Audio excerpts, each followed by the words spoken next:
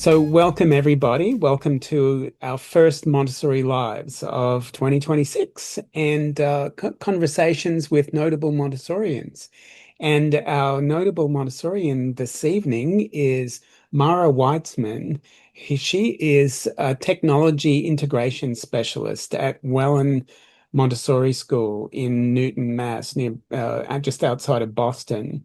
And at the moment, it's 3 a.m. Yes, Mara, on a very cold Yay. midwinter morning. So we're so grateful that you were willing to get up in the middle of the night on and join us for this. Now, Mara has been one of the pioneers of the use of technology in the AMS community in the United States, and you were one of the designers of the glass classroom, which was featured in the AMS conference several years ago, and that led to the Innovation Lab. So I hope we'll talk a bit more about that in a bit, but let's start with your Montessori story. How did you discover Montessori? Well, it's still such a great honor to be here with you. And I understand how often you have to log in the middle of the night in Australia. So I feel like this is just a little bit of Payback. positive payback. um, I think a lot of people find Montessori through their children, don't they? Yeah. I have three kids of my own, and one of them was an active learner at home, but turned off at school. And the reports in first and second grade, he was 6 and 7. They were like, well, he can't read, and we're going to have to hold him back and repeat a year. And I'm like, that doesn't sound like my kid because he's an academic at home. I'm reading, like biology texts to him because he wants to understand the digestive system. Mm. And I understand decoding is an issue, but I can't imagine how bored he would be repeating the sounds of the letters with worksheets and the lettermen. I don't know if you know them. Mm. So I cast around and there was Montessori. It's just a matter of luck. There's a Montessori school right down the street. And when I went in, I knew that that was a much, much healthier environment for my precious firstborn. And so he started that year. I had a daughter 2 years behind him. So during that first year when he was our test case, I volunteered because I love education and I was doing other things. And so um, I had this experience of volunteering like 2 days in a row, once in one school and once in the other school.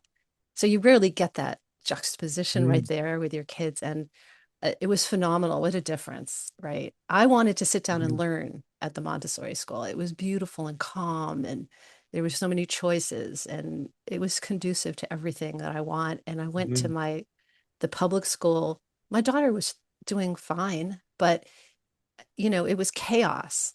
The kids I didn't know what they were supposed to be doing. They had to wait for someone to tell them, and it was all about crowd control. And I just, it really sunk in that there was no other way I wanted my kids to be educated. So I ended up putting my second in there, and they stayed through elementary. And I had a third child. He got to start at the very beginning. So that Mm. was awesome. Um, and in the meantime, I was still working as a consultant part time. I had extra time. So I went in and I started volunteering.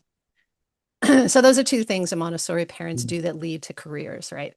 You Yeah. bring your kid and you love it. And then you show up at the classroom and you're part of it. And so I had a science background. And so I took kids on little field trips to ponds, and I brought in microscopes and we made models of cells. And the teachers, had flexibility and appreciated extra things, hands on. So, I had a choice at some point to um, either double down on my coding career or change gears. And so I changed my career. And I went from a computer programmer to a Montessori teacher. Mm. And that was my story. I started um, teaching the elementary for about 15 years. And then I wanted to specialize. And I went back to my science roots and studied math and science. And then I became the science teacher. At the school where I was, there was a Montessori science in the classroom. but then a pull-out lab science class. And so Mm, I ran a lab. But since I was a Montessori teacher, everything I did was kind of blended into the curriculum as well. mm. And I enjoyed that for a few years. Um, So how did you end up as a technology integration specialist after training right. as a So Montessori teacher? it was again, somebody mentioned a school near my house and you should go there, and they were looking for someone. And when I read the job description that they had a technology program and that they needed someone to teach, I started being really intrigued. And I thought, well, I was a programmer for 15 years. And Mm, as a Montessori teacher, I used a little bit of technology. Um, I was trying to remember what my first things were. And I think they were like, because I took that master's, I learned that you could use math apps to enhance or extend lessons. So there was like an algebra balance, so you could learn to do algebra with geometric shapes rather than numbers. And it was all, it was implemented on this app where you pile the triangles here and three triangles equals a square. And I had a child who'd gone through all of the Montessori materials, and, she was reaching upper L and she was ready for abstract thinking. And so I just tried it out with her one on one. And you it was phenomenal what happened. Her mind was blown, and she extended her learning and pushed herself from the concrete to the abstract. This mm, app that kind of, I think it straddles both ideas. But so, there were little pockets where I used it, mm, um and I thought about what I would do with a technology curriculum. And so I proposed it, and then I got the job, and I developed the technology program from the ground up there. mm. For some in some circles in the Montessori community, there's a bit of a anti-technology bias. Like we don't need that. We just need Right, hands-on right. experiences. Did you encounter that when you started to explore technology Um, and build a curriculum? at the school, I think I was in a unique position because I they trusted me as a Montessorian. I'm pretty sure that if I went in as a person who just had a technology background, it would have been more of an uphill battle. Mm, But I think that um, there was already an understanding there that I know is not in most schools, right? mm, Or I should say most, but it's pretty common for Montessorians to push back against the idea. Also, it's developmentally appropriate at different ages. I'm not saying that it should be everywhere all the time. mhm. Um, but some places are stridently against bringing in screens, as they Mm, call it, right? yeah. And I run into that in different places, but I respect it as well, honestly. I've consulted with schools that brought me in because they said, we want to offer this as part of, actually, the school where I'm thinking they had it as part of their library program. There's a Mm, tradition with tradition. There's now like a library science degree where you learn a lot about educational technology. mm, mm, And so when we started doing that, I didn't want to give them a hard sell. I wanted to hear what their fears were. And so we had a long conversation about like what could be the role of technology here that you would be comfortable with, and what are the criteria for accepting it, and what are the things it's not going to do. And so we came up with a framework for that school, because mm, I think you have to start where the school is, where the person is. Say, reassure them it's not replacing anything in the curriculum, yeah. but it is the practical life for today, Yeah. So and so at you can blend it that way. right at Wellan Montessori in Newton, just outside of Boston, where you are now, you created a service project that's become Yeah, your research interest for your doctorate. yeah, Can yeah. you tell us about that? Right. So when I teach technology, I think of it with four sort of strands. And one is the academic stuff, because I want them to know how to type in a document and create a slideshow. And I even teach them how to do math in sheets and all kinds of things.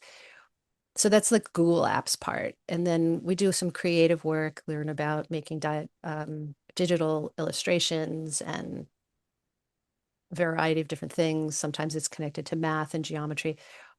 And we do digital citizenship. We study specifically what is the internet and how do you have to act there? What are the cautions you need? So we could talk about that separately.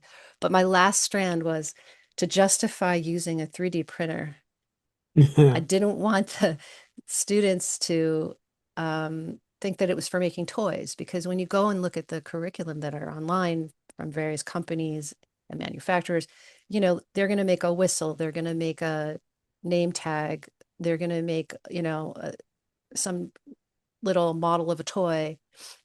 And I couldn't find the value of that. Yeah. And so I wanted something meaningful that would stretch them, challenge them, and be in turn, just intrinsically motivating because it's rewarding in its context. Mm. And so I thought, well, the 3D printers, as a Montessorian, I know how frustrating it is to have a 100 board with the 57 tile missing. And then you take a piece of paper, you cut it out, you write the 57 in a marker, and you stick it on the board with all the other beautiful tiles. And every time a child comes out, the paper gets under the rug, and it's chaos, and aesthetically it's a misery, right? Yeah. And I thought, well, a 3D printer can print something that looks just like the one that we missed. And so that was the assignment I got, you know. And Wow. so it just, it ballooned from there. And every teacher realized that they had little things that they could reproduce Mm. if the if we use the 3D printer. And so then the program became what we call, it's sort of a capstone in technology class. So it's their final service project. And Yeah. I collect requests from teachers, and the students pick the request that interests them. And from that point on, the students are in charge of the project. They have to actually send an email and set up a meeting and go to the meeting, remember about the meeting. Like there's a lot of hurdles, and they're 12 years old and they've never done anything like this before. But I put the onus on them. And then when they meet with the teachers, they start to understand what the importance of the project is, and they take the specifications. And in my class, they build the things, you know. Mm. Um, and so then they deliver them and see the students using them.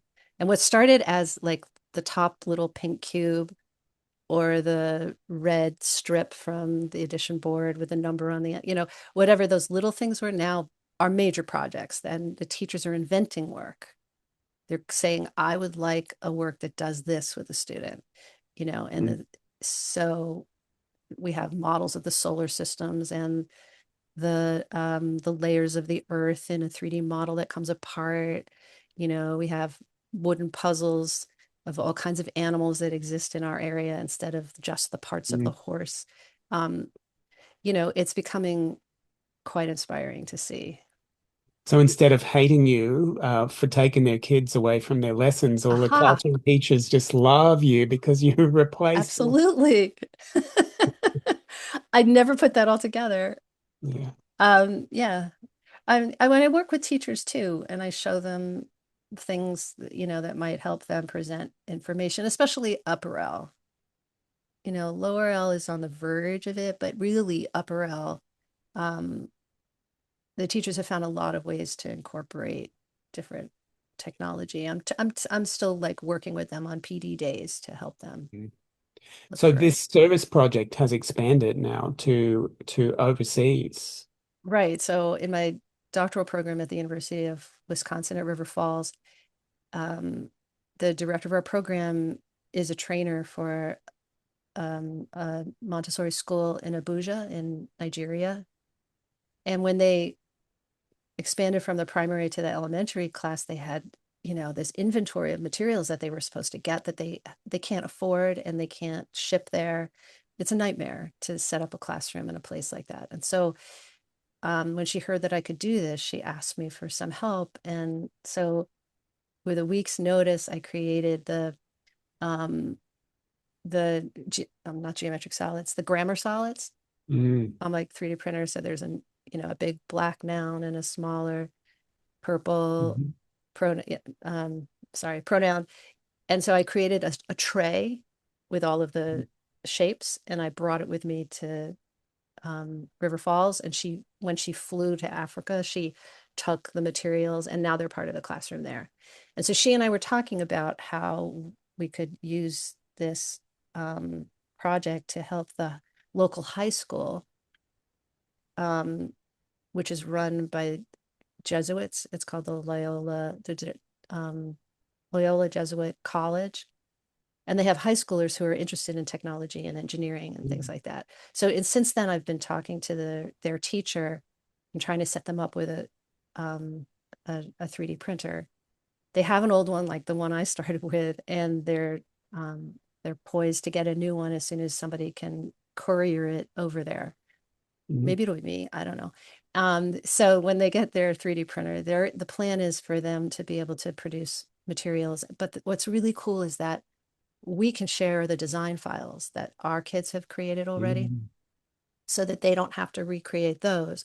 And anything they create, they can share with us. So as we move into more innovative designs for classroom materials, it's a sharing process. Wow. And So we we could had some see CAD files for all the Montessori materials, the that hardware I've materials. started to collect them, Wow. absolutely. And I would love to have a lot of schools in a consortium where that's the point. You Yeah. know, your kids develop things that are useful to your teachers locally and then offer them up for nothing, right? Because why not? That's how Ninjas the must maker hate you. movement works. What? Ninjas must hate you. Is it, No, no, I have a good friend and you know, he thinks it's wonderful too. We're not going to pull the rug out from Neat House any day soon. But you know, I don't think they should build their business on replacing missing little parts for yeah. exorbitant prices. You know, I don't think that's what they're after either. You know, they've got other fish to fry, as it were. So, you know, if a school can be self-sufficient and replace little parts, or, you know, in a school in Africa needs a set of stamps for their stamp game, I mean, why not?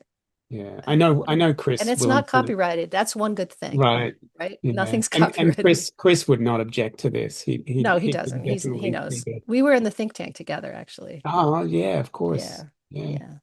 So is there a distinct technology curriculum for Montessori at every level? Or should there be?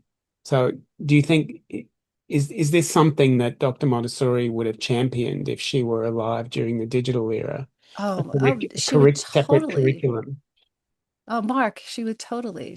When you read all of her statements about technology, she was determined that kids would learn to use the technology of their day, whatever it Yeah. was, right? And so in different writings, she talked about different kinds of technology.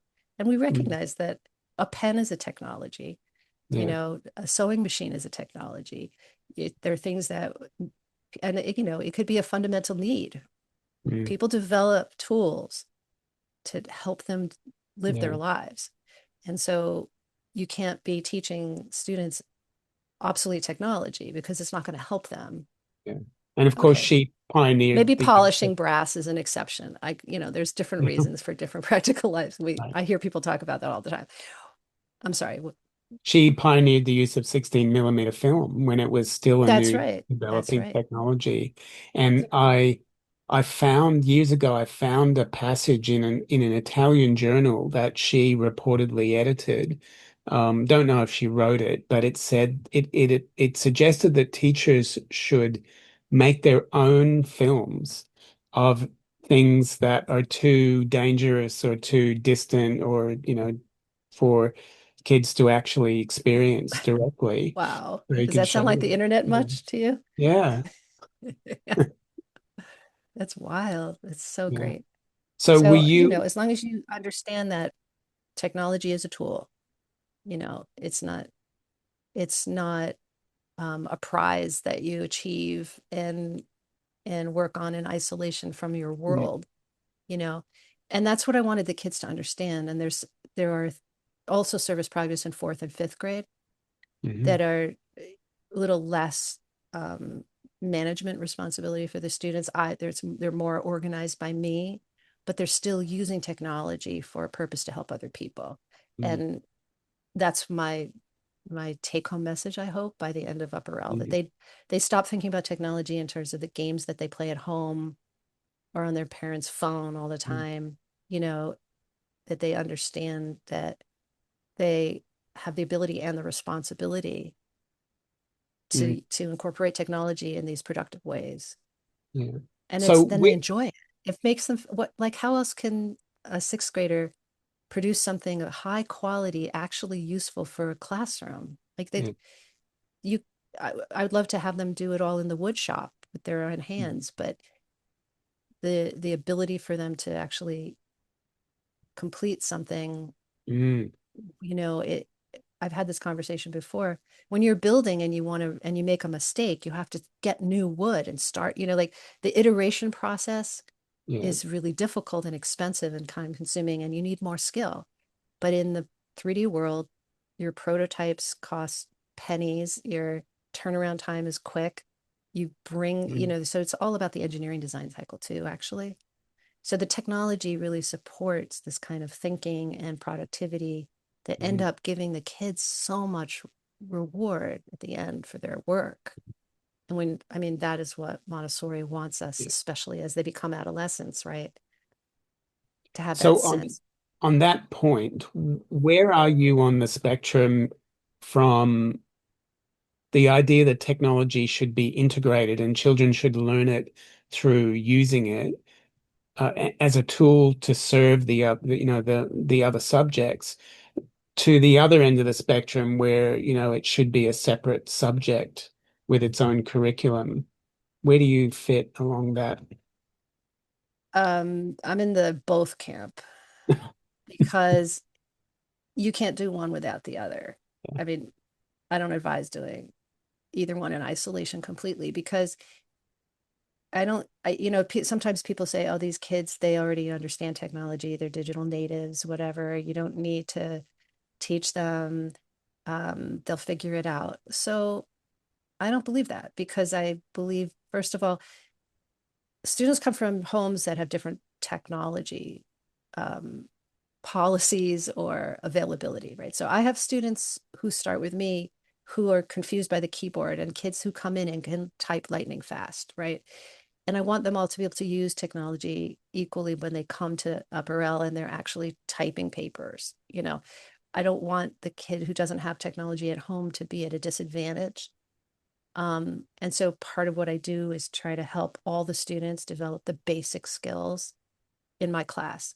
And that belongs in a time and a space.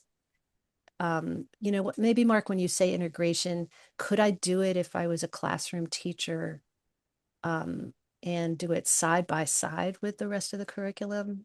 I would argue probably I could.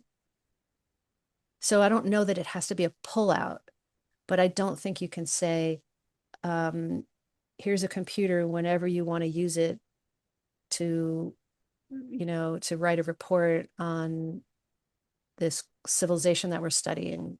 It's a tool, go ahead and try, and then expect them to learn how to type on their own.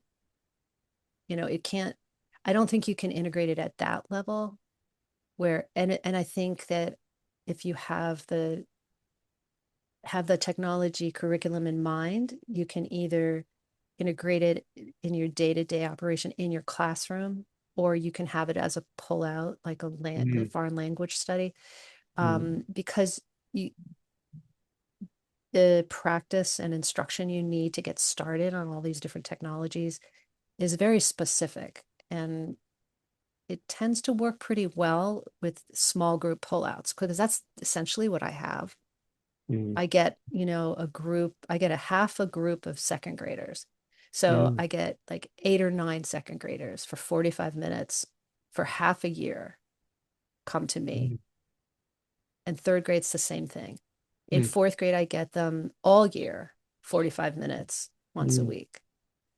Um, so integration is a big word, I guess, Mark, right? It could be like in their day, or it could be within their curriculum. So the question about how to integrate technology into the curriculum itself is the goal, right? I feel like it should be part of what they're experiencing in their whole day. And it mm. should also be, a matter of choice that they have. Yeah. So it One of shouldn't my, only be in my classroom, but it shouldn't only be in their yeah, homeroom. right. One of my favorite examples of integration is digital storytelling. And I used to teach that. as part of the writing process. So you go through the 6 steps of the writing process, you publish, but then after publish, you make a digital story. So you record a narrative on a phone or an iPod or something back when those were available, and then you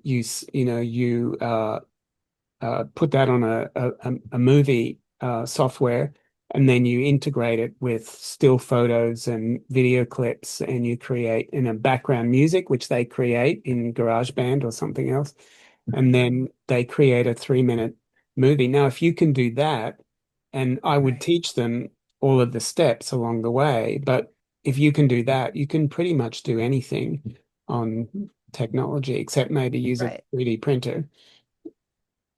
Yeah. And there's even better tools now to do that. Yeah. And also, you know about physical computing, this idea that you have a circuit board, like a microbit, Mhm. and you connect wires. So now I Yeah. have the students draw the background of a fairy tale that they're going to tell or something. Right. And then they connect wires to different parts of the piece of paper where the story is. So when you click on Oh, the character, they say something, right. you know, Ah, and so it becomes a tool that you could use, you know, as an interactive experience with a yeah. person in the real world.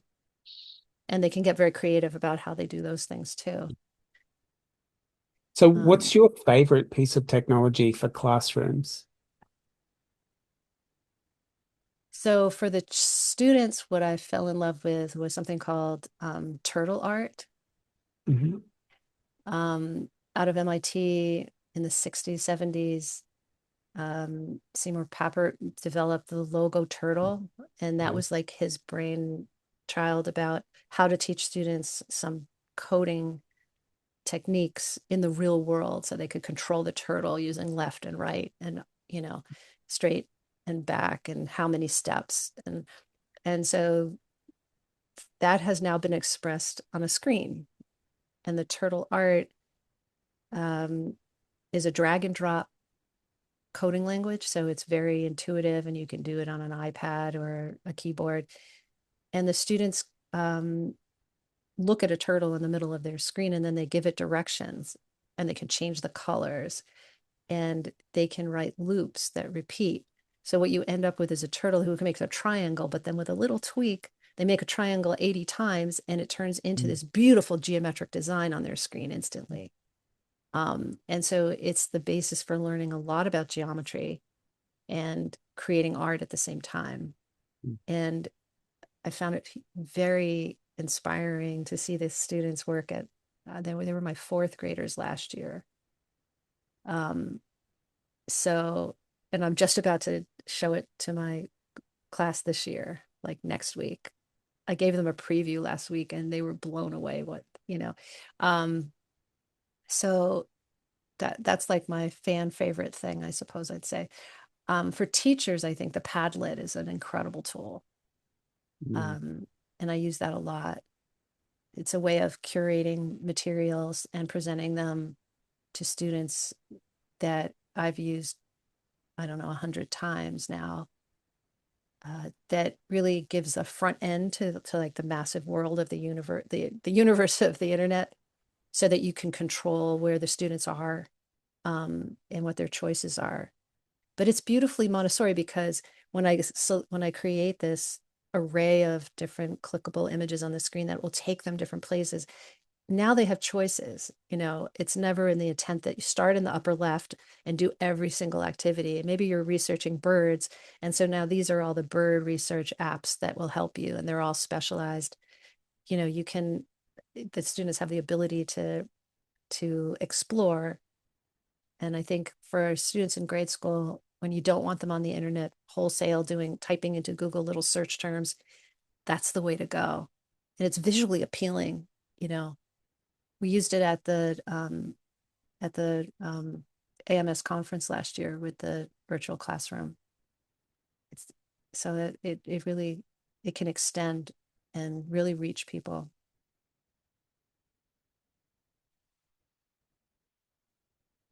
Mark, I think you're Mute. Yes, muted. I am.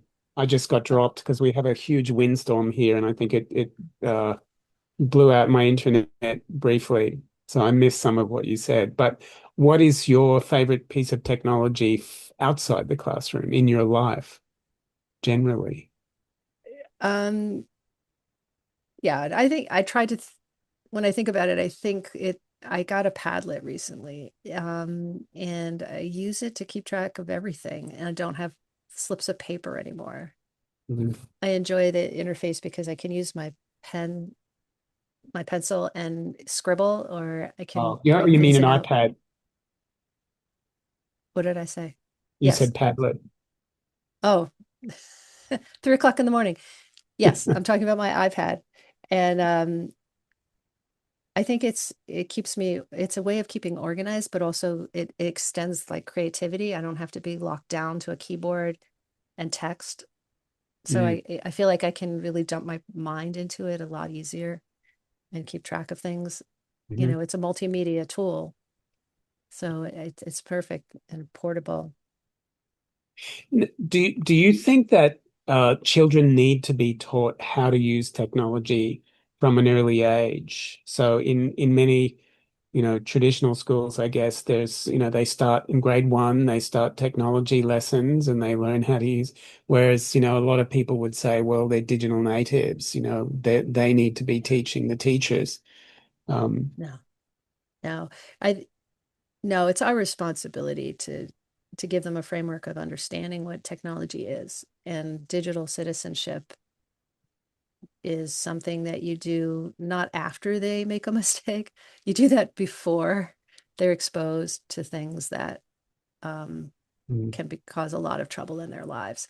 And so, there are curriculum. I like um, the yeah, what is it called? Common sense. Yes, thank you. Common Sense Media has a digital citizenship curriculum that's fantastic, and it spirals through different concepts by age appropriate activities, and the students learn a lot about it through our discussions and the activities, so they Mm, feel comfortable when they're prepared to get that phishing email before they have the phishing email, like they yeah. become suspicious of things.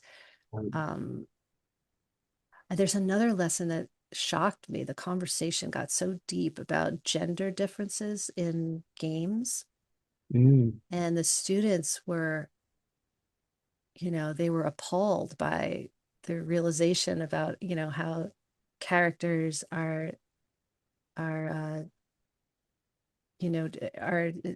represented in gender specific ways that limit their own expression.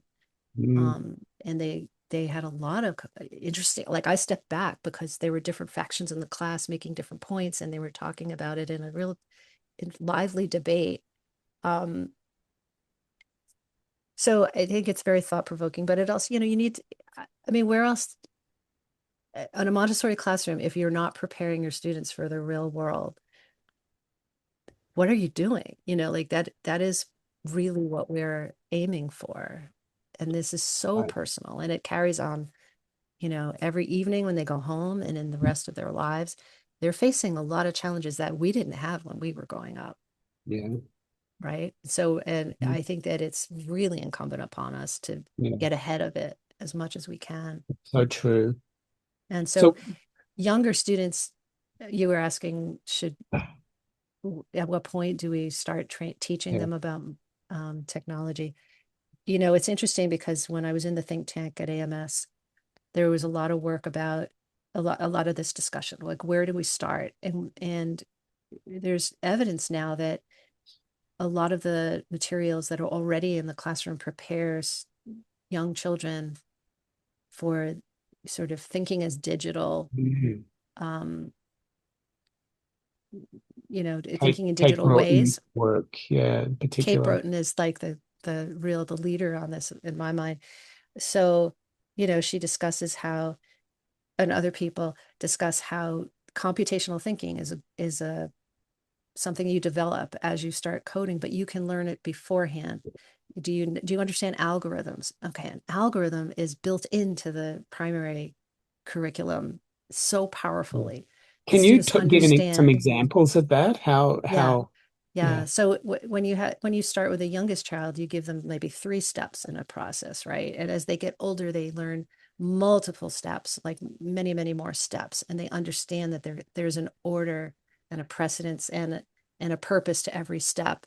And if you do something differently, maybe you have to back up and do it again. And so that's algorithmic thinking, that there's a Mm, sequence that accomplishes a goal. Um, and they're doing it in a practical way that is, gives them feedback right away.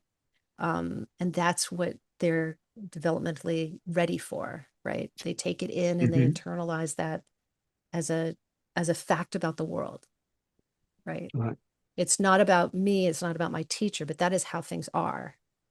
And so, when I ask kids to break down um, a process and tell the little robot exactly what to do, they I think they rely on their previous knowledge in the real world. Mm, They can embody, it's embodied by the robot, but in their mind it's them, right?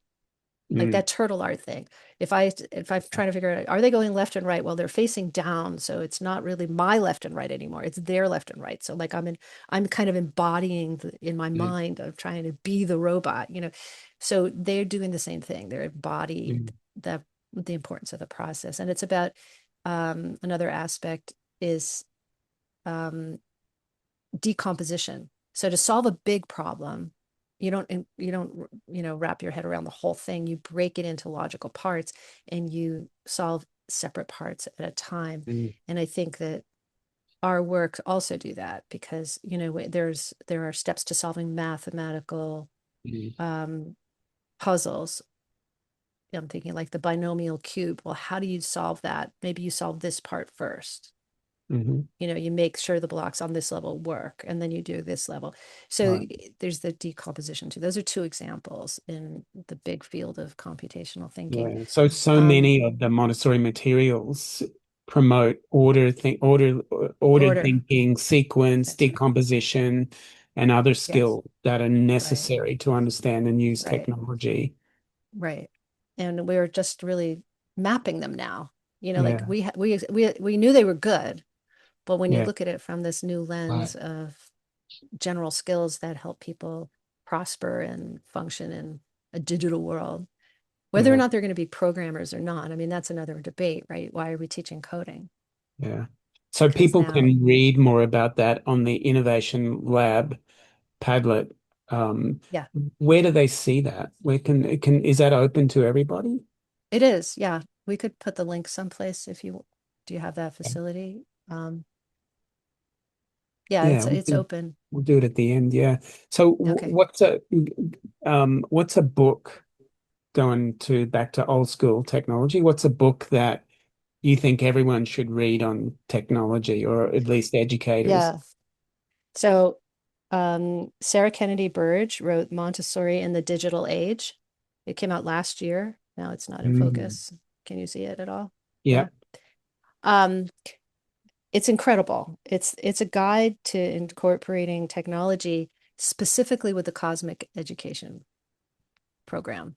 Yeah. So she talks about all kinds of screen-free and connected activities that are basically extensions to the cosmic Mm, curriculum.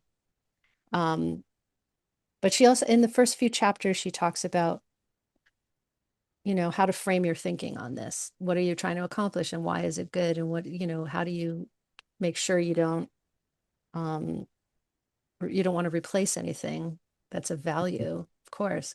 Um, like chapter 4, creative technology as a practical life and literacy skill. You can imagine, after 3 years of me developing my technology program, to find this book. I heard her mm, talk and then I got the book. mm. um it was like a real aha thing, and I even have her autograph. Oh. So she's my hero. And I think this is a lower L book, and she's doing Mhm. more research for younger and older children Mhm. to develop more curricula. So the first half is more thought provoking. The second half is almost like having a new album. Like, if I Mm, want to go down this path, how do I implement this? What are great ideas? Mm. So I would totally recommend that. Yeah, it looks like AI is steadily and inexorably making its way into education, you know. So, you know, I think my theory is once we see the Neo robot and the Optimus robots in homes in the next 6 to 12 months, if Elon has his way, you know, out walking the dog, doing the shopping, mowing the lawn and so on, washing the car, you know, I think it won't be long before parents start to be more comfortable with these silicone-based beings in front of their hanging around their children. And then it's a short skip and a hop to having them in classrooms at the front of the room and, you know, replacing our carbon-based teachers. And I think that the attractions to governments who are having an increasingly difficult time getting actual people to do these jobs of teaching our young people, it must be irresistible.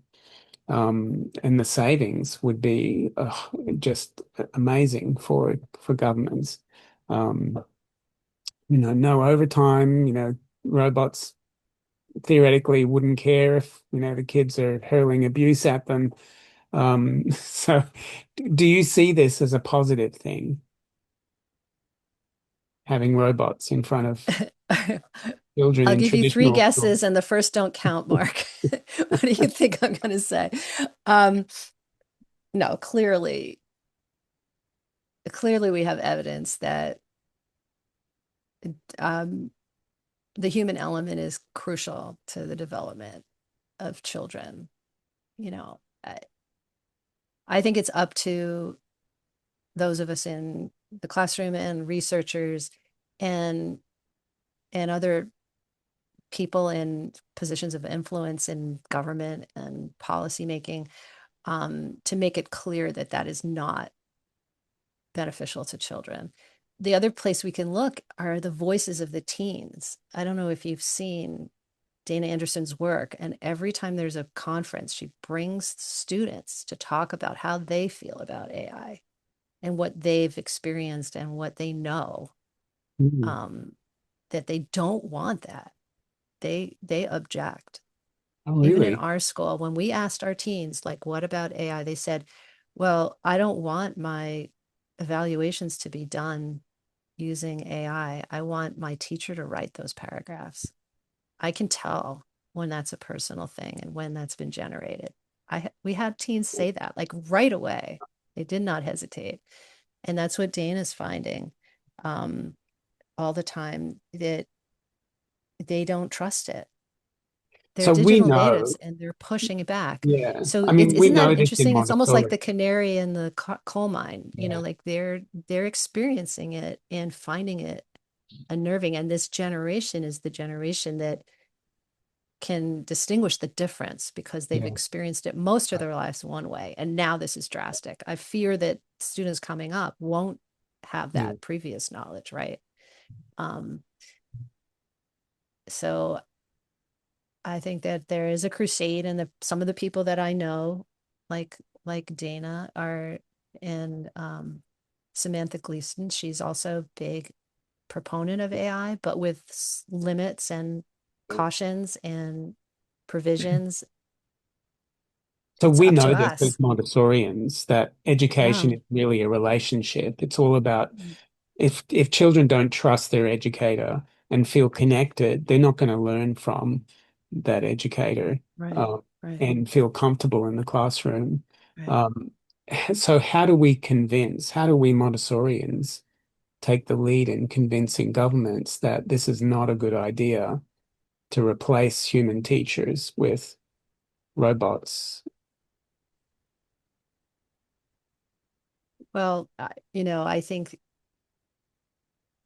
what are they going to listen to? I think that the problem is that the big money is behind the Mm. companies that are producing these things.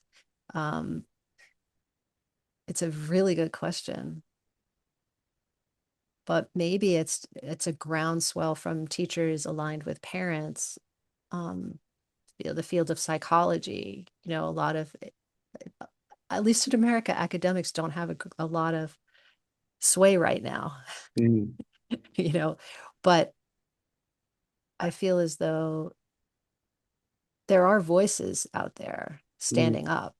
I mean, um, what's her last name? Rebecca, who wrote The Disengaged Teen. She works with the Brookings Institute.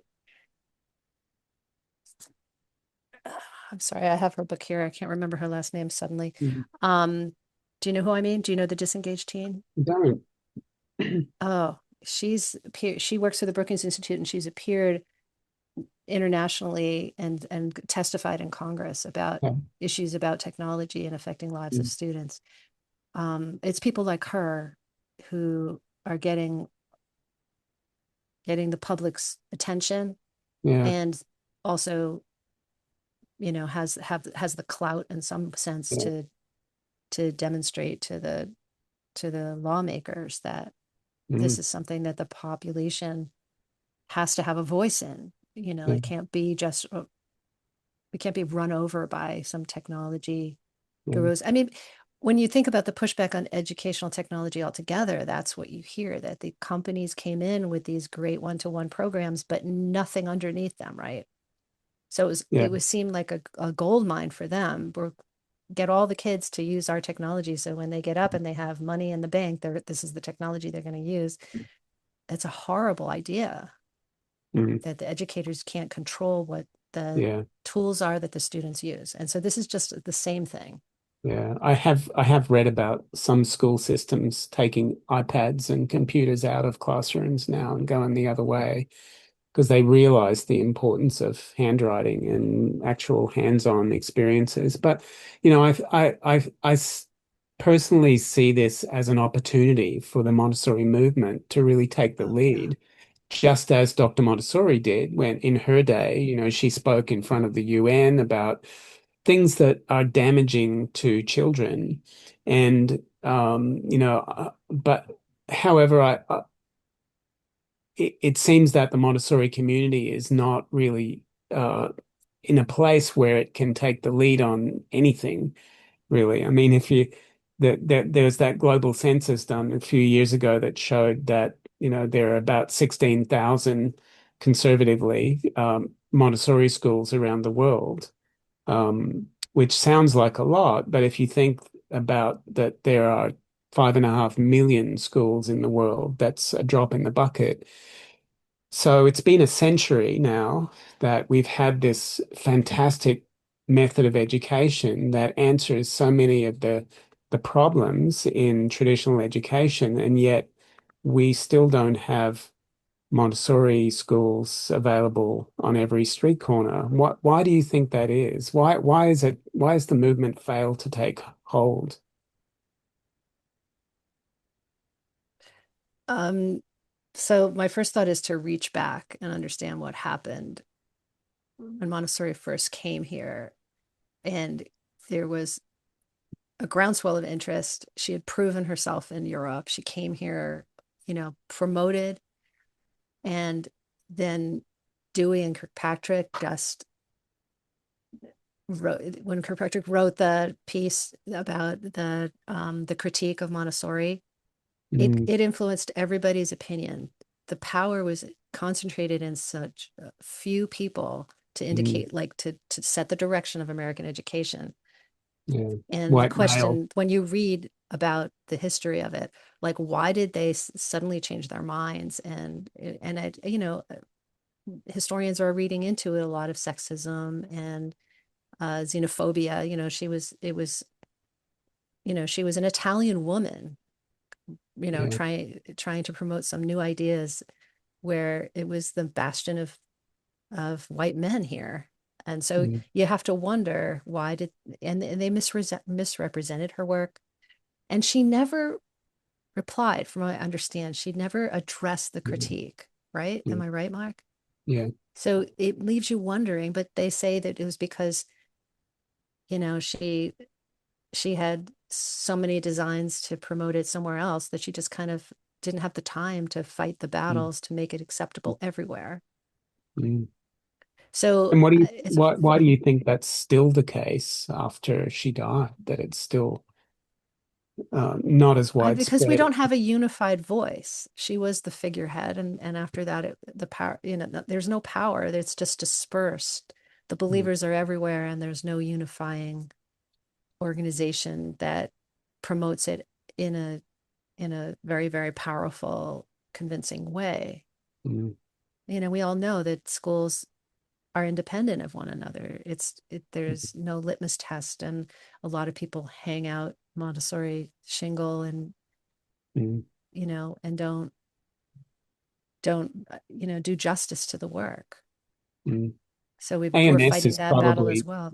the closest to a unifying Yeah, organization. I guess it's massive. right, right. Um, but why do you think we don't have? Why are there so many organizations in the US that represent Montessori? Why can't we just have a unified voice like, say, Steiner Education does in Australia anyway, has a single organization. And so there are actually more Steiner schools in Australia than there are Montessori schools, whereas worldwide there's only 1,100 Steiner schools compared to 16,000 Montessori schools. Oh, that's a good comparison, isn't it? Yeah. Yeah, Um, we just haven't figured out how to agree on yeah, there's a there the problem is that we don't support each other enough. yeah. That there's this tendency to pick a side and stay there and not I don't know. I've read about different, efforts to find a common ground with AMS and AMI a couple of years back. But as a member of AMS, I haven't seen the fruits of that effort Mm. come about. I know Do you think that there's technology in can help with this in any way? that's a great idea. Let's work on that, Mark. I would totally be with you on that. So what's your vision? Tell me what you think. How Mm. could technology work with that? Well, I mean, yeah, synchronous communication is huge, and I remember when the MLC started, the Montessori Leadership Collaborative, and those two Connecticut Montessori moms threw a lot of money at the Montessori movement and got all of the leaders together. And it was very stiff in the beginning, um, when I was there. And, you'd have AMI in one corner and then, AMS in another corner and Tim Selden in the middle somewhere and so on. And it was very uncomfortable until they took us out to a nice restaurant in the evening and the wine started to flow and then the family photos started to come out. And then the ice started melting. And then the next day it was much more convivial and people were more interested in, talking about topics that were previously off the This is table. fascinating. Yeah, Wow. so I think, getting using technology to help people get to know each other could be a huge plus. I'm part of meetings with MACD now that have it's probably the only place where in the Montessori movement where the leadership of all of the major organizations, 15 of That's right. them, meet together. There is no other place where they meet anymore. And those don't happen. There is a subgroup of that MACD symposia that's called the UMC, the United Montessori Committee, I think. Um, Kathy Leach chairs that, and it's very interesting. We meet every quarter, I think it is, and talk about ways that our organizations Hmm. can work together and create a more unified front for Montessori. So that's hopeful. But those meetings wouldn't happen without technology. But there's got to be other ways that technology can promote more understanding, um, and But I guess there has to be willingness, right? yeah, If some programs think that other programs aren't authentic enough, they're yeah, not, it's not gonna, it's gonna be hard to find that alliance. yeah, Everybody has to promote everyone else, yeah, right? right. So, That like there's a diversity, but it's a healthy diversity, and the buyers get to choose, but we respect everyone for what they Yeah. do, right? That's a place you don't think we are yet. Mm. So, as somebody who's always looking forward to, contemporary technology, do you think that there are areas where Montessori needs to be updated to better fit the modern world?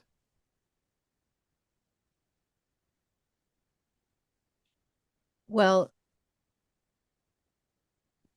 I, I mean, aside from integrating technology the way we've spoken to allowing um, any kind of technology to be seen as a positive part of practical life for students throughout their education. I think that there's also a need going back to the science curriculum. I Mm. found that when I was studying science that I loved the anatomy and physiology and the Parts classification of studies and everything mm, else, but it lacked um, the whole inquiry. subject of science inquiry. Yeah. Yeah, and so I was struggling with that. It Mm. was it was very hard, and I started to get attention from certain people, um, and higher up in AMS and asking questions, and there seemed to be interest, and it died away. Mm. um, I find, because I studied biology as an Mm. undergrad, and one part of the reason I really loved the Montessori curriculum was this depth that they went to in the studies of biology. Mm. I couldn't believe the realms that it opened up for young children to Yeah. understand. But then the next generation science standards in America, for example, it's a lot about applying this knowledge to exploring the world. And I feel like Yeah. that's such a natural fit, Mm. but I didn't find that in my training. Yeah. I really didn't. And no open-ended questions. So we have our experiment cards that have the statement and Exactly. this, Exactly. but what's going to happen. What I found was that, fifth grade boys generally, once they've seen you do the experiment, demonstrate the experiment, they don't want to repeat it because they know what's going to happen. So there needs to be some uncertainty for, Or sometimes what they'll do is they'll trick it out to make something different happen, yeah, right? Like that's the challenge. How right. can we do something that is different from what Mark made happen? Um, yeah, I found talented teachers coming up with ways to introduce inquiry, but if it's Mm, not part of the curriculum, then it's yeah, not generally going to happen. right. And I think that that's that's a big problem in Yeah, terms of what generally is expected in education, and yeah. and rightfully so. Yeah. So if you just to finish up, because we're closing in on the hour, Yeah. um, your own children are now adults, and so you kind of lucked out in missing the advent of social media and That's screens right. and I if didn't. the ugly reality that I'm facing with my own 16-year-old now. But if Yeah, if you were a new parent now and you had your own young children, would you give them phones and when? I would definitely look at some of the alternatives. I think a smartphone is not a thing I would want for a child.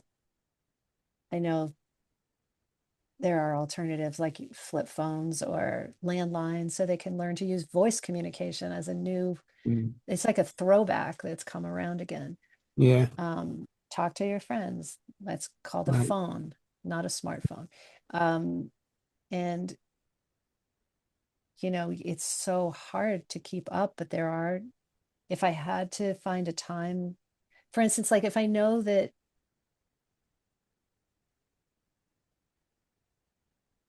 I don't know that what age there is a really good justification to getting a smartphone.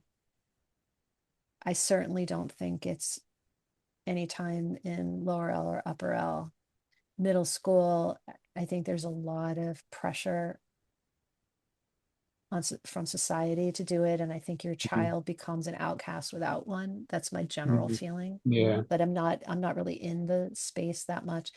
um but there are guards, and I think the key is to develop a relationship with your child that is so open mm, and collaborative, mhm, and hopefully you can exert, the positive influence on them for them to they're going to get in trouble. They're going to get yeah, swept away. They're going to have difficulties. But what are they going to do then? Are they going to come to you and say, wow, I blew this deadline on this thing because I was playing this game? Or, these mm, people are starting, doing things on the internet that are mean to my friends, or, mm, some tension and some issues. You want them to come to you and for you to problem solve together. It's just like everything else in life that mm, you have to maintain your advisor role while giving them independence and letting them figure things out, but don't lose that connection. So I think maybe I'm very idealistic, and Mark, you're in the middle of it. yeah, mm, But I feel like you do have to let go, but you have to fight so hard to protect your kids by preparing them and still having impact mm, so that they doesn't run over both of your lives. yeah. you know, that's the What only a thing I beautifully said. What a great way to end our conversation. Mara, thank you so much. This has been so interesting, and we could go on for hours, but I really appreciate your wisdom and your insights. Um, Anybody else like to say anything before we sign off? Just thank you, Mara. Yep. I'll be in touch. I've got some things to email you, but yeah, just, Oh, if yeah. anybody would like to be in touch and discuss things or send me suggestions, I'm very thrilled. I'm going to type, it's Rebecca Winthrop, her name. I couldn't think of Yeah. it. The disengaged teen. Mara, what do people search to find the Innovation Lab? What's a good Google search to find that? Oh, Alex already put it in the, Oh, okay. I will that didn't. show up in the video? All right. It's the Montessori Innovation Virtual Lab Padlet. Um, All right. Well, thank you, everybody. Thanks for coming to our first Montessori Lives, and we'll see you in a couple of weeks.